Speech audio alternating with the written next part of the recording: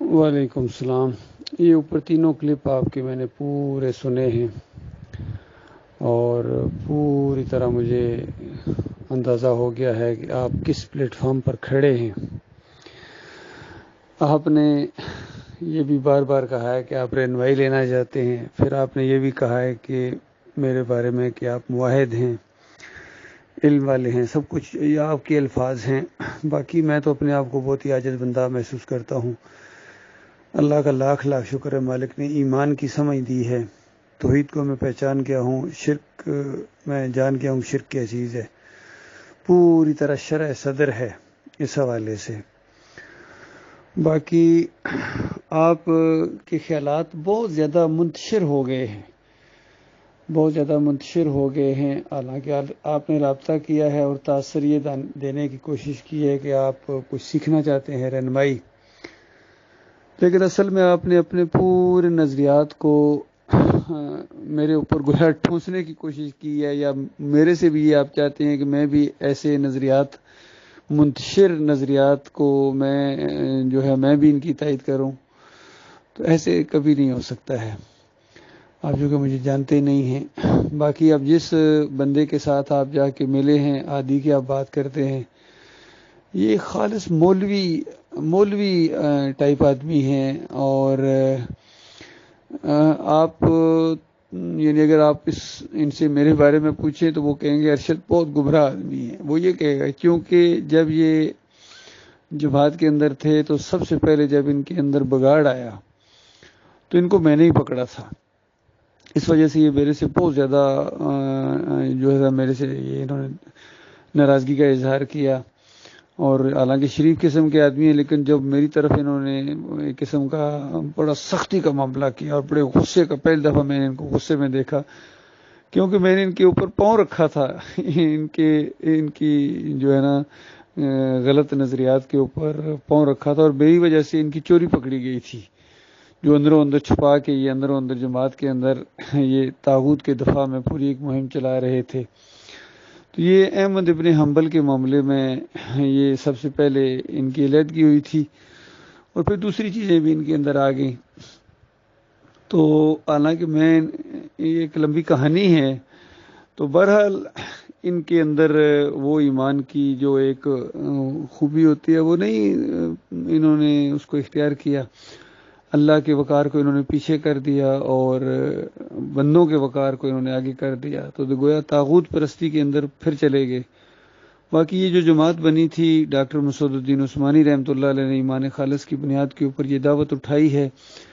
میں اس کو 100% مانتا ہوں، اور ایک لمحے کے لیے بھی میرے اندر کم از کم شکوک و شبہات پیدا نہیں ہوئے ہیں۔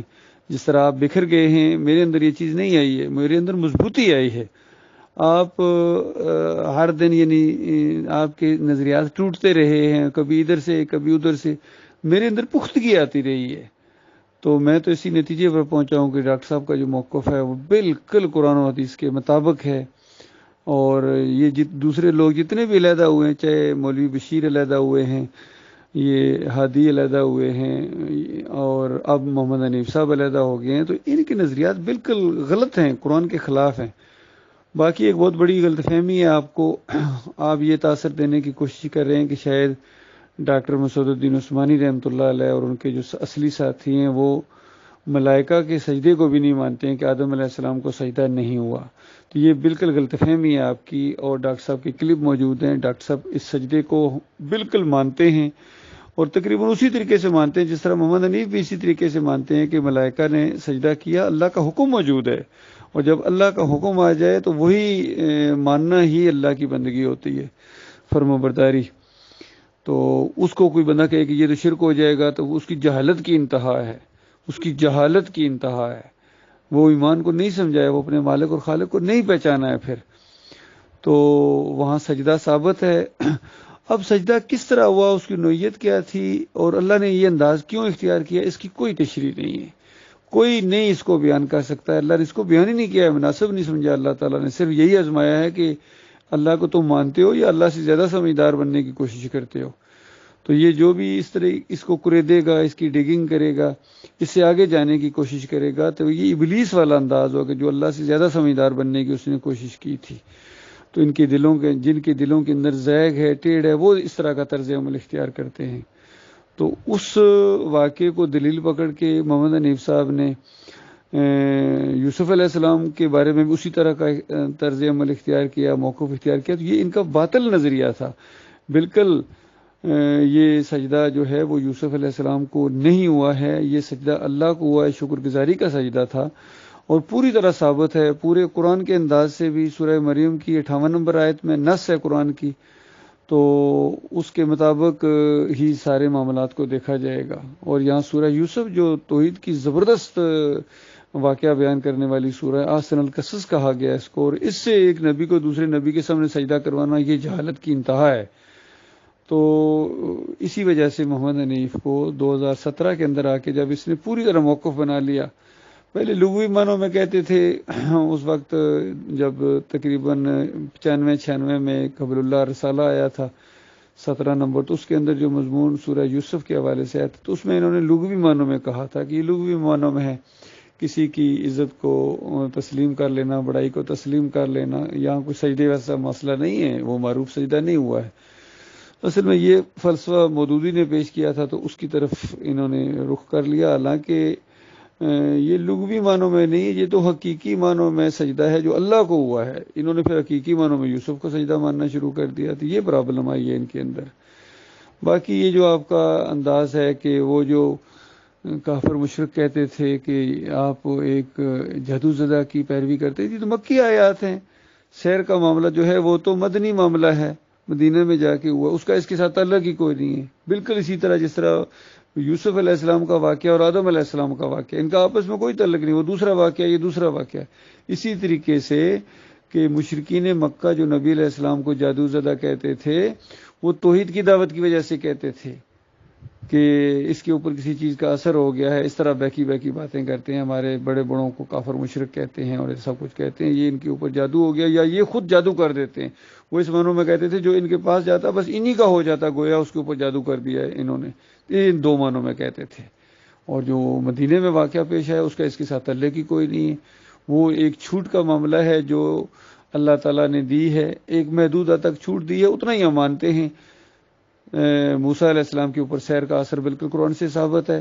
تو اس میں تو توحید یہ نکلتی ہے کہ اللہ تعالیٰ نے یہ بتایا کہ جب تک اللہ نہ محفوظ رکھے کوئی محفوظ نہیں رہ سکتا، اس کو نقصان پہنچایا جا سکتا ہے مادی لحاظ سے بھی اور غیر مادی لحاظ سے بھی۔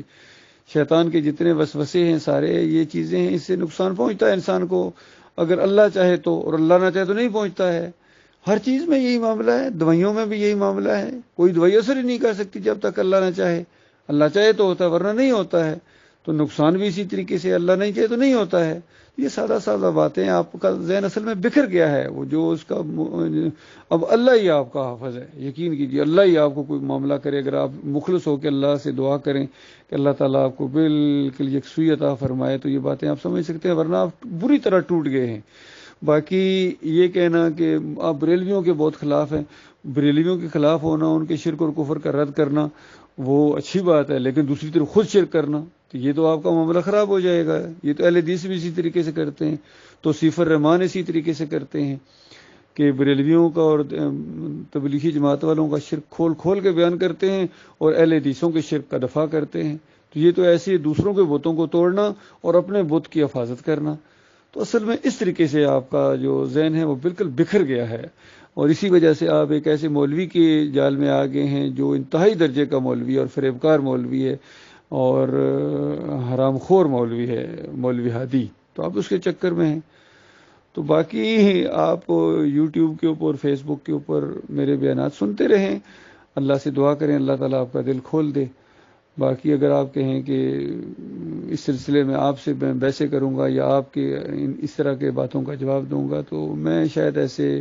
جو بالکل پوری طرح ہدایت کے بعد پھر وہ انہیں گمراہیوں کے اندر چلا جائے، اب ایسوں کو اللہ ہی ہدایت دے، میں کچھ نہیں کر سکتا ہوں۔ آپ کی اپنی قسمت ہے، آپ کا اپنا نصیب ہے، اور ہدایت تو اللہ تعالیٰ کے ہاتھ میں ہے، وہ کسی کو جس کو چاہتا ہے دیتا ہے، اور جو ہدایت کی طرف آگے پھر اس سے بیزار ہو کے پیچھے ہٹ جائیں تو اللہ تعالیٰ ایسوں کے پیچھے تو نہیں دوڑے گا۔ ٹھیک ہے جی،